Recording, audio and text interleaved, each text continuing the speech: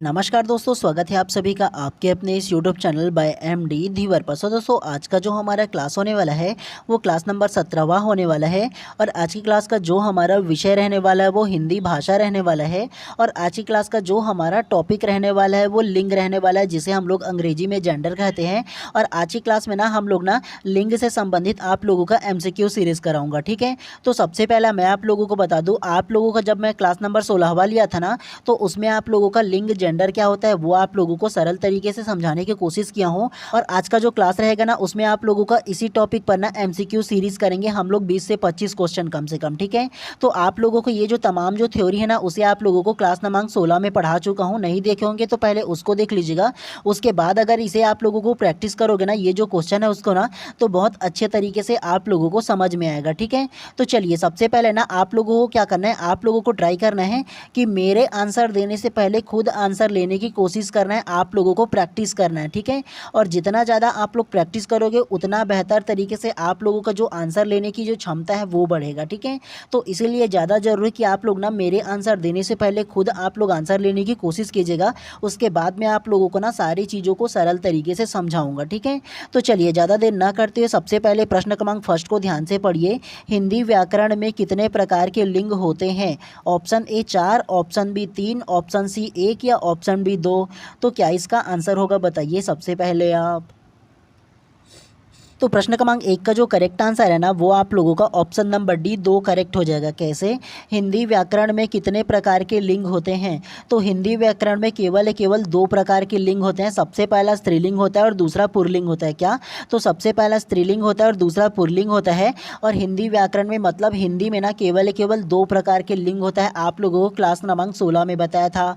और आप लोगों को एक चीज़ और बता दूँ, हिंदी में केवल 2 प्रकार के लिंग होते हैं, स्त्रीलिंग और पुल्लिंग। जबकि संस्कृत में ना 3 प्रकार के लिंग होते हैं, स्त्रीलिंग, पुल्लिंग और उभयलिंग करके ना। संस्कृत भाषा में 3 प्रकार के लिंग होते हैं, लेकिन हिंदी भाषा में केवल 2 प्रकार के ही लिंग होते हैं। ये आप लोगों को याद रखना है, ठीक है। तो इस प्रकार से प्रश्न क्रमांक 1 का जो करेक्ट आंसर होगा ना ऑप्शन नंबर डी 2 करेक्ट हो जाएगा। चलिए नेक्स्ट प्रश्न को पढ़ते हुए चलते हैं इसी प्रकार से। चलिए प्रश्न क्रमांक 2 को ध्यान से पढ़िए। लिंग किसे कहते हैं? ऑप्शन ए संज्ञा के जिस रूप में पुरुष या स्त्री जाति का बोध होता है उसे लिंग कहते हैं। ऑप्शन बी सर्वनाम के मध्य से पुरुष या स्त्री जाति का बोध होता है उसे लिंग कहते हैं। ऑप्शन सी संज्ञा एवं विशेषण के जिस रूप से पुरुष या स्त्री जाति का बोध होता है उसे लिंग कहते हैं। या ऑप्शन डी इनमें से कोई नहीं। तो क्या इसका आंसर होगा बताइए सबसे पहले आप। तो प्रश्न क्रमांक 2 का जो करेक्ट आंसर है ना वो आप लोगों का ऑप्शन नंबर ए करेक्ट हो जाएगा। संज्ञा के जिस रूप से पुरुष या स्त्री जाति का बोध होता है उसे लिंग कहते हैं। कैसे? तो लिंग किसे कहते हैं, तो मैंने आप लोगों को क्लास क्रमांक 16 में बताया था ना लिंग की परिभाषा में। तो संज्ञा उस शब्द को कहेंगे जिस शब्द से ना आप लोगों को पता चले कि वो पुरुष जाति का है या स्त्री जाति का है ना, ये पता चलेगा ना, तो उसे हम लोग लिंग कहेंगे। ये आप लोगों को याद रखना। और उसका स्पेसिफिक परिभाषा ना ऑप्शन नंबर ए हो जाएगा। संज्ञा के जिस रूप से पुरुष या स्त्री जाति का बोध होता है उसे लिंग कहते हैं। ये आप लोगों को याद रखना है इसके परिभाषा को। तो इस प्रकार से प्रश्न क्रमांक 2 का जो करेक्ट आंसर है ना ऑप्शन नंबर ए जो है करेक्ट हो जाएगा।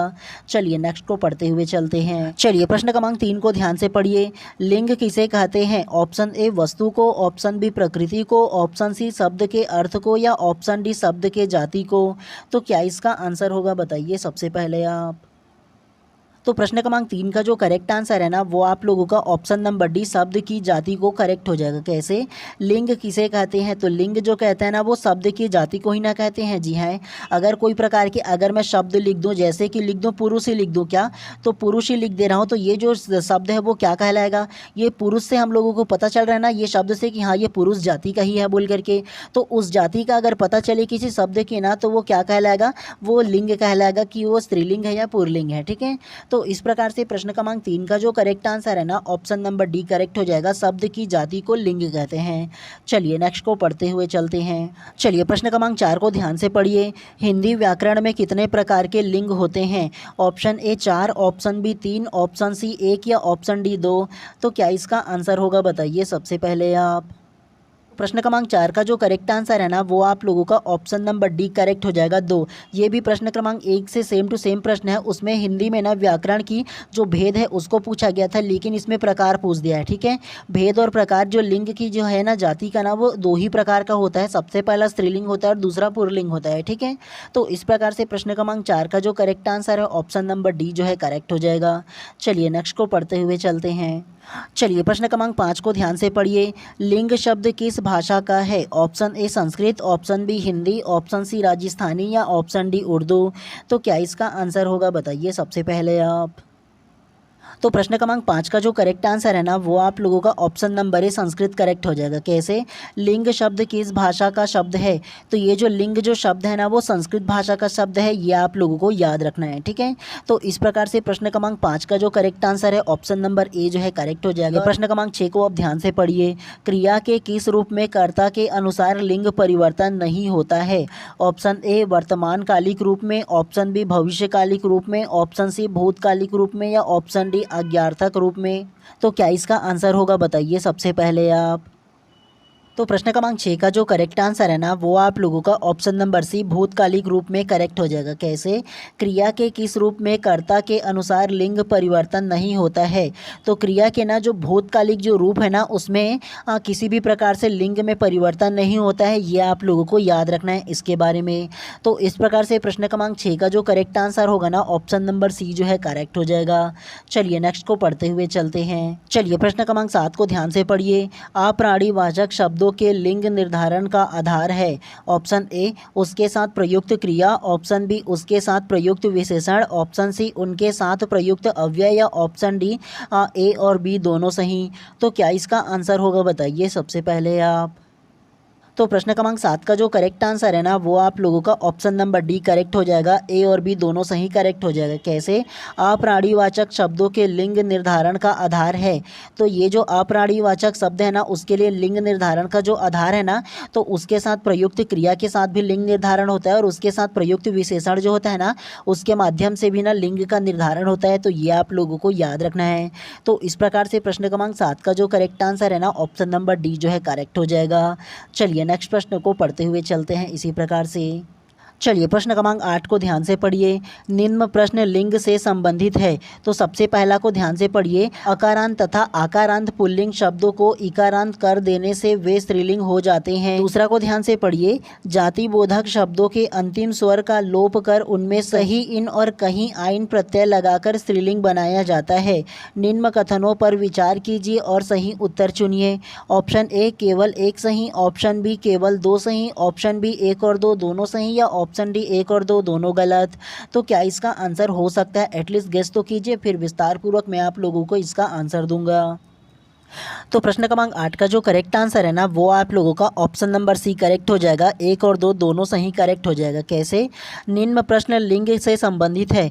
तो ये जो दोनों जो प्रश्न दिया है, थ्योरी जो दिया है ना वो दोनों के दोनों ना सही हो जाएगा। कैसे? तो सबसे फर्स्ट को पढ़िए। अकारांत तथा आकारांत पुल्लिंग शब्दों के इकारांत कर देने से वे स्त्रीलिंग में हो जाते हैं, तो ये करेक्ट हो जाएगा। दूसरा को पढ़िए। जाति बोधक शब्दों के अंतिम स्वर का लोप कर उनमें कहीं इन और कहीं आइन प्रत्यय लगाकर स्त्रीलिंग बनाया जाता है। तो ये दोनों के दोनों जो कथन दिया है ना वो दोनों के दोनों करेक्ट हो जाएगा। ये आप लोगों को समझना है। ठीक है, तो इस प्रकार से प्रश्न क्रमांक 8 का जो करेक्ट आंसर है ना ऑप्शन नंबर सी जो है करेक्ट हो जाएगा। चलिए नेक्स्ट को पढ़ते हुए चलते हैं। चलिए प्रश्न क्रमांक 9 को ध्यान से पढ़िए। निम्न में से पुल्लिंग शब्द नहीं है। ऑप्शन ए मोती, ऑप्शन बी लाल, ऑप्शन सी मणि या ऑप्शन डी माणिक। तो क्या इसका आंसर होगा बताइए सबसे पहले आप। तो प्रश्न क्रमांक 9 का जो करेक्ट आंसर है ना वो आप लोगों का ऑप्शन नंबर सी मणि करेक्ट हो जाएगा। कैसे? निम्न में से पुल्लिंग शब्द नहीं है। तो ये जो पुल्लिंग शब्द नहीं है ना वो मणि जो शब्द है ना वो पुल्लिंग शब्द नहीं है, ये स्त्रीलिंग के अंतर्गत आता है। ठीक है, बाकी जो ये मोती, लाल और माणिक जो है ना ये तीनों के तीनों जो शब्द है ना वो पुल्लिंग शब्द में आता है, लेकिन पुल्लिंग शब्द नहीं है बोला है ना, तो ये जो मणि है ना वो पुल्लिंग नहीं है, स्त्रीलिंग के अंतर्गत आएगा। तो इस प्रकार से प्रश्न क्रमांक 9 का जो करेक्ट आंसर होगा ऑप्शन नंबर सी जो है करेक्ट हो जाएगा। चलिए नेक्स्ट प्रश्न को पढ़ते हुए चलते हैं। चलिए प्रश्न क्रमांक 10 को ध्यान से पढ़िए। निम्नलिखित में से कौन सा शब्द पुल्लिंग है? ऑप्शन ए दाढ़ी, ऑप्शन बी मूंछ, ऑप्शन सी नाखून या ऑप्शन डी पूंछ। तो क्या इसका आंसर होगा बताइए सबसे पहले आप। जो करेक्ट आंसर है ना वो आप लोगों का ऑप्शन नंबर सी नाखून करेक्ट हो जाएगा। कैसे? निम्नलिखित में से कौन सा शब्द पुल्लिंग है? तो ये जो पुल्लिंग शब्द होगा ना वो नाखून जो है ना वो पुल्लिंग शब्द है। बाकी ये दाढ़ी, मूछ और ये जो पूँछ है ना वो तीनों के तीनों स्त्रीलिंग के अंतर्गत आता है। ये आप लोगों को याद रखना है। चलिए नेक्स्ट प्रश्न को इसी प्रकार से पढ़ते हुए चलते हैं। चलिए प्रश्न क्रमांक 11 को ध्यान से पढ़िए। मोती शब्द किस वर्ग में आता है? मतलब आप लोगों को बताना है कि स्त्रीलिंग में आता है कि पुल्लिंग में आता है, ये बताना है। ठीक है, ऑप्शन ए स्त्रीलिंग, ऑप्शन बी नपुंसकलिंग, ऑप्शन सी उभयलिंग या ऑप्शन डी पुल्लिंग। तो क्या इसका आंसर होगा बताइए सबसे पहले आप। तो प्रश्न क्रमांक 11 का जो करेक्ट आंसर होगा ना वो आप लोगों का option number D pulling correct हो जाएगा। कैसे? मोती शब्द किस वर्ग में आता है? तो ये जो मोती शब्द है ना वो पुल्लिंग वर्ग में आता है, पुरुष लिंग में आता है। ये आप लोगों को याद रखना है। ठीक है, तो इस प्रकार से प्रश्न क्रमांक 11 का जो करेक्ट आंसर है option number D pulling correct हो जाएगा। चलिए नेक्स्ट को पढ़ते हुए चलते हैं। चलिए प्रश्न क्रमांक 12 को ध्यान से पढ़िए। कौन सा द्रव्य स्त्रीलिंग में है? ऑप्शन ए पानी, ऑप्शन बी रस, ऑप्शन सी जल या ऑप्शन डी कॉफ़ी। तो क्या इसका आंसर होगा बताइए सबसे पहले आप। तो प्रश्न क्रमांक 12 का जो करेक्ट आंसर होगा ना वो आप लोगों का option number D coffee correct हो जाएगा। कैसे? कौन सा द्रव्य स्त्रीलिंग में है?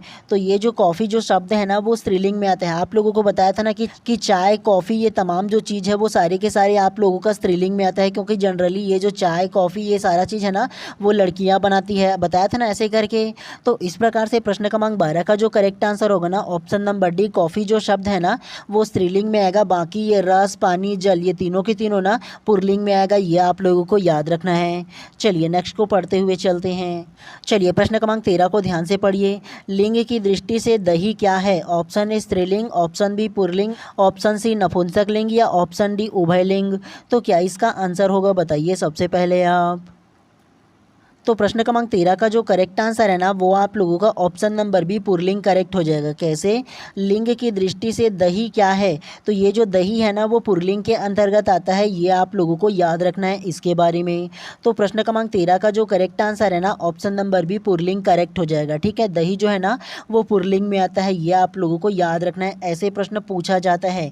दही को जनरली हम लोग स्त्रीलिंग में ले लेते हैं। ठीक है, तो नहीं लेना है, पुल्लिंग शब्द है। चलिए प्रश्न क्रमांक 14 को अब ध्यान से पढ़िए। कौन सा शब्द स्त्रीलिंग नहीं है? ऑप्शन ए पानी, ऑप्शन बी बाल्टी, ऑप्शन सी चूड़ी या ऑप्शन डी इमली। तो क्या इसका आंसर होगा बताइए सबसे पहले आप। तो प्रश्न क्रमांक 14 का जो करेक्ट आंसर है ना वो आप लोगों का ऑप्शन नंबर ए पानी करेक्ट हो जाएगा। कैसे? कौन सा शब्द स्त्रीलिंग नहीं है? तो ये जो पानी जो है ना वो स्त्रीलिंग नहीं है, पुल्लिंग के अंतर्गत आता है। ये आप लोगों को याद रखना है। उसके अलावा बाल्टी, इमली और चूड़ी तीनों के तीनों स्त्रीलिंग में आता है। और ये जो पानी है ना वो केवल पुल्लिंग शब्द है। ये आप लोगों को याद रखना है। चलिए नेक्स्ट को पढ़ते हुए चलते हैं। चलिए प्रश्न क्रमांक 15 को ध्यान से पढ़िए। कवि का स्त्रीलिंग है? ऑप्शन ए काव्यानी, ऑप्शन बी कवियत्री, ऑप्शन सी कवियत्री या ऑप्शन डी इनमें से कोई नहीं। तो क्या इसका आंसर होगा बताइए सबसे पहले आप।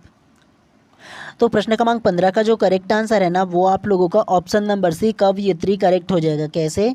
कवि का स्त्रीलिंग है तो कवि का जो स्त्रीलिंग शब्द होगा ना वो ऑप्शन नंबर सी कवयित्री करेक्ट हो जाएगा। ठीक है, तो ये जो कवि है वो पुल्लिंग में आता है और कवयित्री जो होगा ना वो उसका स्त्रीलिंग में आएगा। ये आप लोगों को याद रखना है। चलिए नेक्स्ट को पढ़ते हुए चलते हैं। चलिए प्रश्न क्रमांक 16 को ध्यान से पढ़िए। निम्नलिखित में से किस नदी का नाम स्त्रीलिंग में प्रयुक्त नहीं होता है? Option A Narmada, option B Tapti, option C Sindhu या ऑप्शन डी तांदुला। तो क्या इसका आंसर होगा बताइए सबसे पहले आप।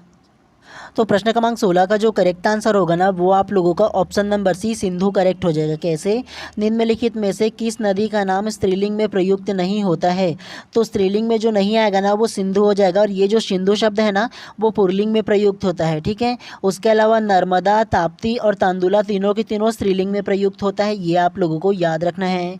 चलिए नेक्स्ट प्रश्न को पढ़ते हुए चलते हैं। चलिए प्रश्न क्रमांक 17 को ध्यान से पढ़िए। कौन सा वस्त्र पुल्लिंग में है? ऑप्शन ए टोपी, ऑप्शन बी कमीज, ऑप्शन सी कुर्ता या ऑप्शन डी धोती।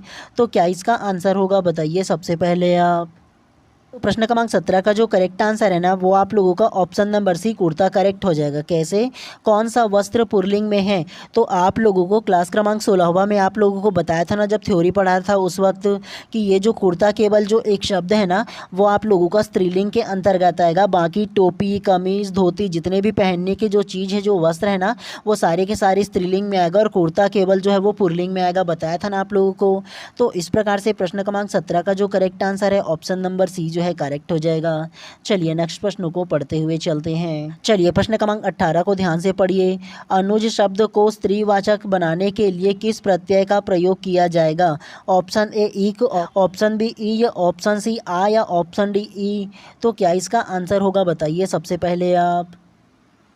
तो प्रश्न क्रमांक 18 का जो करेक्ट आंसर है ना वो आप लोगों का ऑप्शन नंबर सी आ करेक्ट हो जाएगा। कैसे, अनुज शब्द को स्त्रीवाचक बनाने के लिए किस प्रत्यय का प्रयोग किया जाएगा? तो ये जो अनुज शब्द है ना तो इसका जो स्त्रीवाचक मतलब स्त्रीलिंग में कन्वर्ट करेंगे ना तो इसमें आ की मात्रा लगा देंगे, ये जो आ है वो। तो ये जो अनुज है ना तो उसमें आ की मात्रा लगाओगे तो क्या होगा, ऐसे आ की मात्रा लगाओगे तो अनुजा हो जाएगा। और अनुजा का मतलब जो होता है वो छोटी बहन होता है और अनुज का मतलब होता है छोटा भाई होता है। ठीक है, तो अनुज शब्द का अनुजा जब बनाओगे ना तो वो स्त्रीलिंग के अंतर्गत आ जाएगा, ये आप लोगों को याद रखना है। चलिए नेक्स्ट प्रश्न को पढ़ते हुए चलते हैं। चलिए प्रश्न क्रमांक 19 को ध्यान से पढ़िए। चित्र शब्द का निर्धारण किस समूह में होगा? ऑप्शन ए पुल्लिंग, ऑप्शन बी स्त्रीलिंग, ऑप्शन सी उभयलिंग, या ऑप्शन डी नपुंसकलिंग। तो क्या इसका आंसर होगा बताइए सबसे पहले आप। तो प्रश्न क्रमांक 19 का जो करेक्ट आंसर होगा ना वो आप लोगों का option number A pulling correct हो जाएगा। कैसे, चित्र शब्द का निर्धारण किस समूह में होगा? तो ये जो चित्र शब्द है ना वो आप लोगों का पुल्लिंग के अंतर्गत आ जाएगा। मैंने आप लोगों को थ्योरी पढ़ाते वक्त बताया था ना कि ये जो त्रा से अंत होने वाले जितने भी शब्द होंगे, मतलब जिसके लास्ट शब्द में ना ये जो त्रा है वो आएगा, वर्ण आएगा ना, तो वो आप लोगों का पुल्लिंग में होता है, आप लोगों को बताया था ना थ्योरी में।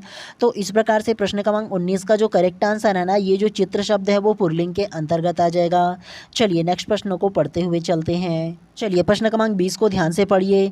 इनमें से कौन सा पुल्लिंग नहीं है? ऑप्शन ए समुदाय, ऑप्शन बी समाज, ऑप्शन सी सभा, या ऑप्शन डी परिवार।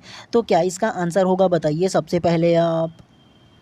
तो प्रश्न क्रमांक 20 का जो करेक्ट आंसर है ना वो आप लोगों का ऑप्शन नंबर सी सभा करेक्ट हो जाएगा। कैसे, इनमें से कौन सा पुल्लिंग नहीं है? तो इनमें से ना जो पुल्लिंग शब्द नहीं है ना वो आप लोगों का सभा हो जाएगा, और ये जो सभा है ना वो स्त्रीलिंग शब्द है, ये आप लोगों को याद रखना है। और एक चीज़ आप लोगों को मैं थ्योरी क्लास में बताया था ना कि प्राय जितने भी समूह वाले जो शब्द आएंगे ना वो सारे के सारे क्या होगा, तो वो सारे के सारे स्त्रीलिंग में प्रयुक्त होते हैं, बताया था ना। जिसके अंतर्गत भीड़, समिति, सेना, सभा, कक्षा, मंडली, ये तमाम जो शब्द है वो सारे के सारे स्त्रीलिंग में प्रयुक्त होते हैं, आप लोगों को बताया था ना। तो ये जो सभा है ना वो सारे के सारे आप लोगों का स्त्रीलिंग में प्रयुक्त होंगे, लेकिन ये जो समुदाय, समाज और परिवार है ना ये तीनों के तीनों पुल्लिंग में प्रयुक्त होते हैं, ये आप लोगों को याद रखना है, और ये सभा स्त्रीलिंग में आते हैं। ठीक है, तो इस प्रकार से प्रश्न क्रमांक 20 का जो करेक्ट आंसर है ऑप्शन नंबर सी जो है करेक्ट हो जाएगा। चलिए नेक्स्ट को पढ़ते हुए चलते हैं। चलिए प्रश्न क्रमांक 21 को ध्यान से पढ़िए। किस शब्द का प्रयोग स्त्रीलिंग रूप में नहीं होता? ऑप्शन ए भाषा, ऑप्शन बी नींद, ऑप्शन सी पुराण, या ऑप्शन डी व्यथा। तो क्या इसका आंसर होगा बताइए सबसे पहले आप। तो प्रश्न क्रमांक 21 का जो करेक्ट आंसर है ना वो आप लोगों का ऑप्शन नंबर सी पुराण करेक्ट हो जाएगा। कैसे, किस शब्द का प्रयोग स्त्रीलिंग रूप में नहीं होता? तो ये जो पुराण जो शब्द है ना वो पुल्लिंग में आता है, स्त्रीलिंग में प्रयुक्त नहीं होता है। उसके अलावा भाषा, नींद और व्यथा है ना ये स्त्रीलिंग रूप में प्रयुक्त होता है, और ये पुराण पुल्लिंग में आता है। ठीक है, तो इस प्रकार से प्रश्न क्रमांक 21 का जो करेक्ट आंसर है ऑप्शन नंबर सी जो है करेक्ट हो जाएगा। चलिए प्रश्न क्रमांक 22 को ध्यान से पढ़िए। निम्न में से स्त्रीलिंग है? ऑप्शन ए बाजरा, ऑप्शन बी सीमा, ऑप्शन सी आटा, या ऑप्शन डी वेदना। तो क्या इसका आंसर होगा बताइए सबसे पहले आप। तो प्रश्न क्रमांक 22 का जो करेक्ट आंसर है ना वो आप लोगों का ऑप्शन नंबर सी आटा करेक्ट हो जाएगा। कैसे, निम्नलिखित में से स्त्रीलिंग है? तो ये जो आटा जो शब्द है ना वो स्त्रीलिंग है, बाकी ये बाजरा, सीमा और वेदना ना ये तीनों के तीनों पुल्लिंग में प्रयुक्त होता है, ये आप लोगों को याद रखना है। चलिए नेक्स्ट प्रश्न को पढ़ते हुए चलते हैं। चलिए प्रश्न क्रमांक 23 को ध्यान से पढ़िए। नायक शब्द का स्त्रीलिंग रूप क्या है? ऑप्शन ए नायिका, ऑप्शन बी नायिका, ऑप्शन डी नयिका। तो क्या इसका आंसर होगा बताइए सबसे पहले आप। तो प्रश्न क्रमांक 23 का जो करेक्ट आंसर है ना वो आप लोगों का ऑप्शन नंबर सी नायिका करेक्ट हो जाएगा। कैसे? नायक शब्द का स्त्रीलिंग रूप क्या होगा? तो ये जो नायक जो शब्द है ना वो पुल्लिंग में आता है, लेकिन ये जो नायिका जो शब्द है ना वो स्त्रीलिंग में आ जाएगा। ठीक है, ये आप लोगों को याद रखना है। और ये जो नायिका लिखा है ना तो ये बड़ी की मात्रा है, मतलब ये ना मतलब वर्तनी के दृष्टि से ये गलत हो जाएगा। उसी प्रकार से ये जो नायिकी जो लिखा है ना वो भी वर्तनी के दृष्टि से गलत हो जाएगा, और ये नयिकी तो फिर वैसे ही गलत हो जाएगा। केवल जो नायिका जो लिखा है ना ये करेक्ट हो जाएगा वर्तनी के दृष्टि से। तो इस प्रकार से प्रश्न क्रमांक 23 का जो करेक्ट आंसर है ऑप्शन नंबर सी जो है करेक्ट हो जाएगा। चलिए नेक्स्ट को पढ़ते हैं।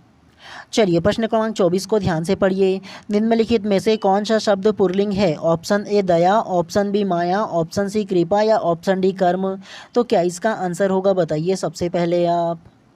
तो प्रश्न क्रमांक 24 का जो करेक्ट आंसर है ना वो आप लोगों का ऑप्शन नंबर डी कर्म करेक्ट हो जाएगा। कैसे? निम्नलिखित में से कौन सा शब्द पुल्लिंग है? तो ये जो कर्म जो शब्द है ना वो पुल्लिंग है, बाकी ये दया, माया और कृपा तीनों के तीनों जो शब्द है ना वो स्त्रीलिंग में आता है। ठीक है, आप लोगों को थ्योरी में भी बताया था ना कि ये जो दया है वो CID में जो एक दया रहता है वो पुल्लिंग है, लेकिन ये स्त्रीलिंग में प्रयुक्त होता है। ये आप लोगों को याद रखना है, ये जो नाम है वो बताया था ना। उसके अलावा कृपा और माया जो है ना वो स्त्रीलिंग होता है, कर्म केवल जो होगा ना वो पुल्लिंग में प्रयुक्त होगा। ये आप लोगों को याद रखना है। चलिए प्रश्न क्रमांक 26 को ध्यान से पढ़िए, आज की क्लास के अंतिम प्रश्न को। निम्नलिखित शब्दों में से स्त्रीलिंग संज्ञा शब्द कौन सा है? ऑप्शन ए चील, ऑप्शन बी उल्लू, ऑप्शन सी केचुआ या ऑप्शन डी पक्षी। तो क्या इसका आंसर होगा बताइए सबसे पहले आप। तो प्रश्न क्रमांक 26 का जो करेक्ट आंसर है ना वो आप लोगों का ऑप्शन नंबर ए चील करेक्ट हो जाएगा। कैसे? निम्नलिखित शब्दों में से स्त्रीलिंग संज्ञा शब्द कौन सी है? तो ये जो स्त्रीलिंग के अंतर्गत जो आएगा ना वो चील जो है ना वो स्त्रीलिंग शब्द के अंतर्गत आ जाएगा। ये आप लोगों को याद रखना है।